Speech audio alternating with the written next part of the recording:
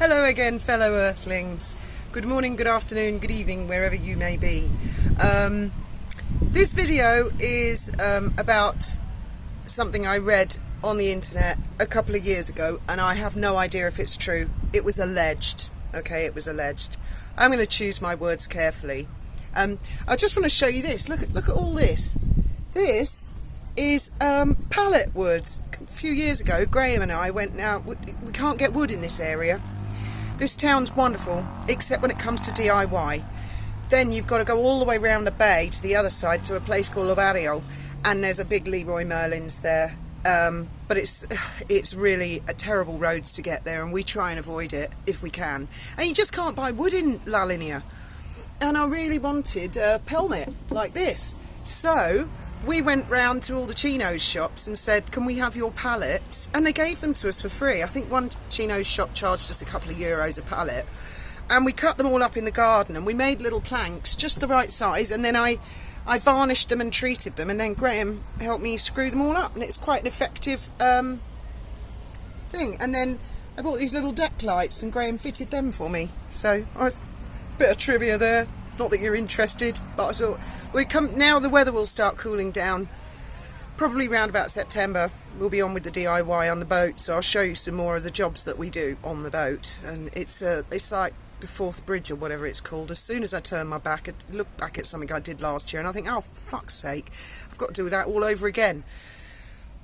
So, yes, the books. I went to the Gibraltar post office today, and I have posted the books to Pamela Bradshaw, Joan of Arc and Miss Lee New York, and it came to 48 quid. So I really hope they arrive, and I've put little notes in the front to each of them. And then when you've finished, I think, I don't want to dox any of you, but they all live in America, which obviously is a big place, 340 million people. I don't think that could be classed as doxing. If you ladies want, only if you want, you can email me and say, yes, give me the other person's address, and you can swapsies. There was another lady who wanted the Paul Burrell book, and I've been through my emails and I can't find your name. I'm quite attached to the Paul Burrell book, actually. It's really, really, really good. And it might even be cheaper for me to buy you a copy and have it shipped on Amazon than send you my particular copy. So that's the books. I have stuck to my word, and I have done it. And today is the 3rd of August or something like that. I've all at sea with the dates. Right. Having watched 60 Minutes Australia on something like what's the problem with Meghan, I noticed that Trisha Goddard was interviewed on it and is very much a supporter of Meghan. Now, I have mentioned Trisha in a previous video as an example of a woman of colour. She's very much a power woman. She's ambitious. She's probably quite ruthless. I don't know. She had her own TV show years ago. And she was saying, if I quote her accurately, that she's never said Meghan's perfect, but she's absolutely certain that it's to do with misogyny and racism. Well, I couldn't disagree with her more. I really couldn't disagree with her more. And this is also another sort of video for Ellie Hall. Ellie, if you're out there and you're watching this, and you probably will be, because I'm going to put your name in the title, and I would if someone did that to me. Nothing nasty, but it got me thinking. Now, before I say what I'm about to say, I want to make this clear. I am in no way, shape or form or stretch of the imagination likening Meghan Markle to the person I'm about to mention. The person I'm about to mention was a monster, okay? A sexual predator. Meghan has never been that. I've never thought that about her, and I'm not making that type of comparison, okay?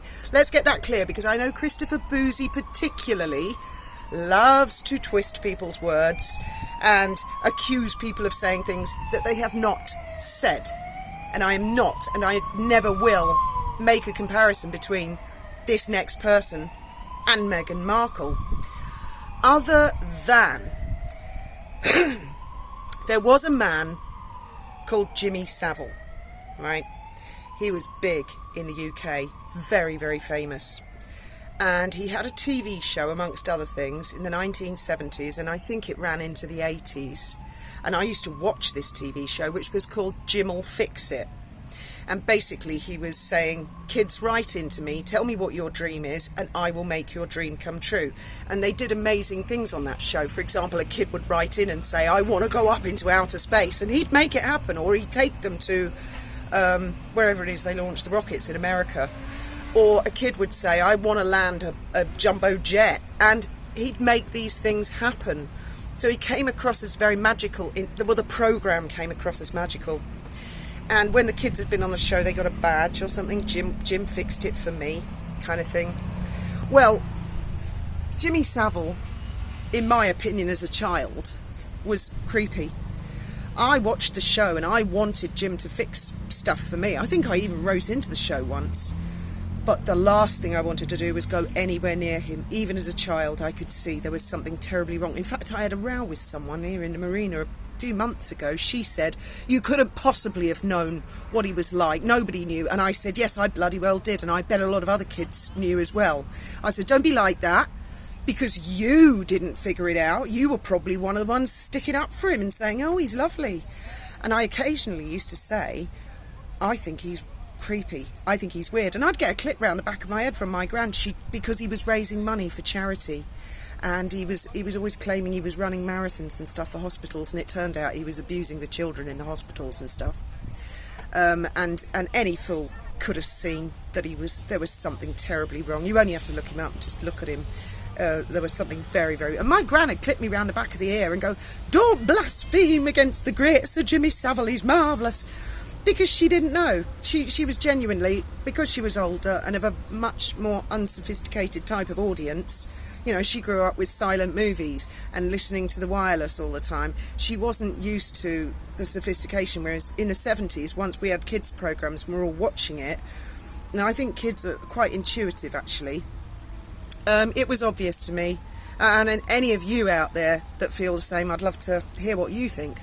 Now, my only comparison to the situation between Jimmy Savile, because a lot of people made allegations, and because he was very powerful and very popular. I mean, people think cancel culture is a new thing. It's not. It's been around forever. Any fool could have looked at Savile and thought, I don't want to touch him, I don't want to go near him. He was always around the royal family, and Princess Diana, I could see she didn't like him. But he was always around them, and apparently he was allowed to go into Buckingham Palace whenever he liked and just, you know, sit in a throne room and stuff like that. I mean, can you imagine, with his big filthy cigar? No one else was allowed to do that. Makes you wonder, doesn't it? A lot of people were frightened of him, and they didn't want to speak out, and they didn't want to say there was something wrong, when there clearly was. Now, he died, I can't remember when it was quite a few years ago though.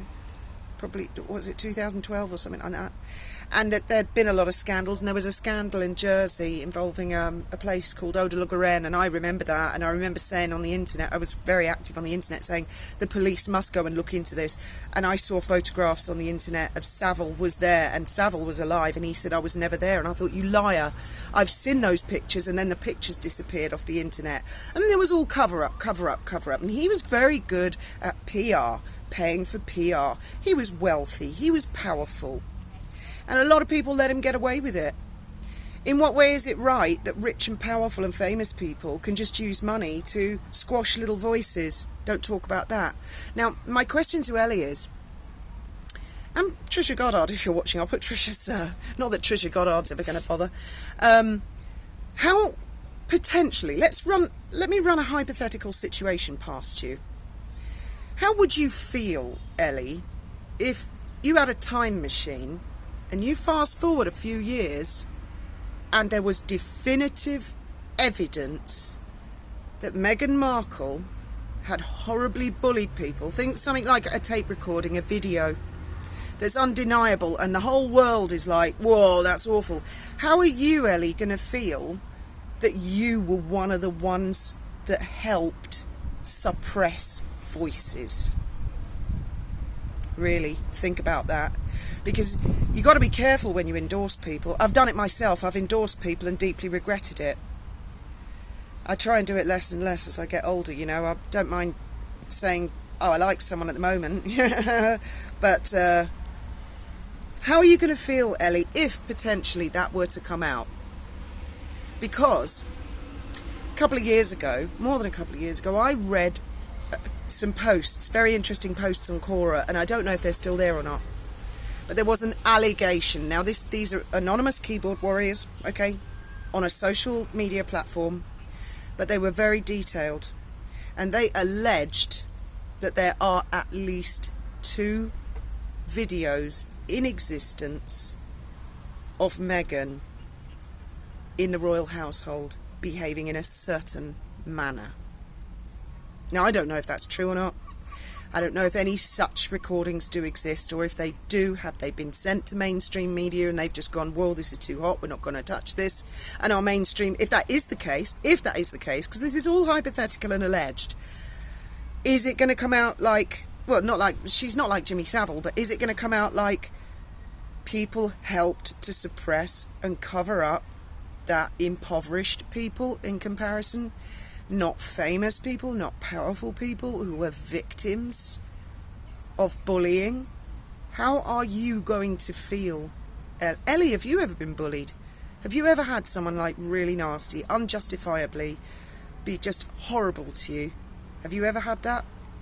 And if you went to go and complain about it and you were told, no, that person's rich and famous, you're not allowed, you need to shut up, your voice needs to be lost.